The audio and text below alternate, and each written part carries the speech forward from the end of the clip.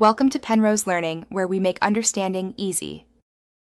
In this video, I will explain how to reset your Volvo XC90 infotainment system. First, for a quick fix, try a soft reboot.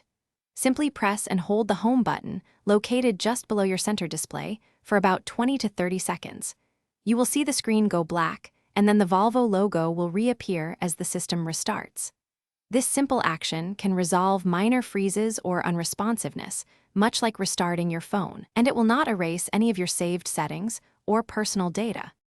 If a soft reboot doesn't resolve your issues, a factory reset might be necessary. This is also ideal if you are selling your vehicle. To perform this, swipe down from the top of your infotainment screen to access the settings menu. From there, navigate to System, and then choose Factory Reset.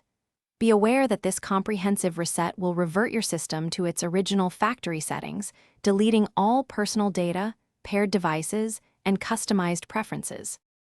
Beyond resets, several troubleshooting steps can help.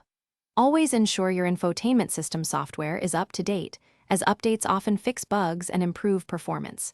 If your screen remains unresponsive, inspect for any loose wiring or check the relevant fuses, which can sometimes be the culprit.